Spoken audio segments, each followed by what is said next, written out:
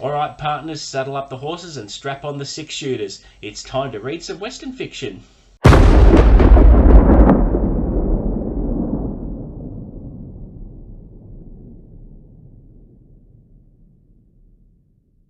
What's up guys, welcome back to Unlimited Reads. My name is Chris and today I'm super excited to announce that I will be part of the June on the Range reading project, a reading project created by prominent booktuber Michael K. Vaughan, along with other co-hosts that are involved in the project who also have fantastic channels. I'll put all their channel names in the description below so that you can check them out. But in particular, Michael K. Vaughan's channel is absolutely awesome. He does a bit of everything. He does comics, manga, horror, westerns, crime, you name it. There's something for everyone over there, and he's also very, very funny. You need to check his channel out. And thank you to Michael for allowing me to participate in this project. Now, I've been looking forward to the project for months. Since the start of the year, I've been collecting and getting together some books that I plan on attempting for the month of June. And I think the main reason why I'm looking forward to June on the Range is because I became intrigued with the Western genre after completing Lonesome Dove last year, which changed my life. Man, what a book. And I've reviewed it on the channel if you wanted to check that out. But it certainly inspired me to check out what the Western genre is all about. So today I'm going to be revealing my TBR. Now, I'm not going to probably read everything in this TBR, but they're all possibilities, and I have a fair few choices to make, and we'll just see how much of it I get through. But I'd like to start by showing you a real antique of a book I picked up not too long ago, The Drift Fence by Zane Grey. I thought if I'm participating in this project, I can't not read a book by the grandfather of Western fiction. He is so famous, he is so revered and respected, and this is, geez, when was this published? I think it's inscripted as well, inscribed. Bear with me, don't quote me on the year. I'm not quite sure, it doesn't say, but it's very, very retro or very antique-y, and it'll certainly be an eye-opener to try a Zane Grey book. Next, I have a couple of, it wouldn't be a Western reading project without delving into a bit of Louis L'Amour. So I've got some standalones here. I've got Silver Canyon. I have How the West Was Won, a very famous book. And I also have The Quick and the Dead. And I just love the old paintings and the cover artwork. It's absolutely stunning. Now, Louis L'Amour is going to be a primary focus for the project for me because I've become intrigued by one of his longer running series called The Sacketts. And it's about a family. This story saga spans generations, and it starts with the patriarch of the family, and this one is the first book in the series called Sackett's Land, where this family settles in America after coming from Britain on a ship. So I'm interested to see what it's all about, and they're very short books. I mean, they're only 153 pages for this one in particular, but I've got 6 others. I've got Lonely on the Mountain, I have Sackett, I have the longest book in the series, Jubal Sackett. I also have The Lonely Men and The Warrior's Path and Ride the River.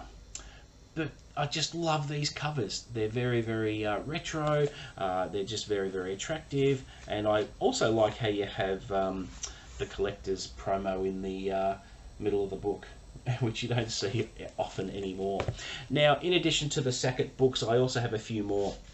A couple more standalones from Louis L'Amour, and I want to show these off because these are Louis L'Amour's Lost Treasures series. So I've got Hondo, and they've just been redesigned, and they have special features which I think Louis L'Amour's son contributes to. So for instance, in this one, you can have a look at this. There's an original manuscript in there, typewritten, and it's got special features. It has a foreword, I think. Fairly short book, but Hondo is a very famous one that I've wanted to get my hands on, which I have. And there's also a longer one, which is a standalone in this series as well, called The Lonesome Gods, which is another famous one, which I'm looking forward to this one. It's a little bit longer, a little bit more meaty, but still has those special features in it, and I'd like to get more of these because they're very, very tactile. They've got a nice texture to them, and yeah, looking forward to starting that one. And finally, if time permits and if I'm in the mood, I've got this bind up of 2 stories, To Hell and Beyond by Mark Henry. Now, for those who don't know, Mark Henry is a pen name for Mark Cameron, who is a prominent thriller writer, and Jack Ryan, universe contributor, who is a fantastic thriller writer in his own right, and he has a couple of his own thriller series as well. But this one contains Hard Road to Heaven and The Hell Riders. So that is all I've got there. I may even try and get a copy of Comanche Moon or The Streets of Laredo by Larry McMurtry.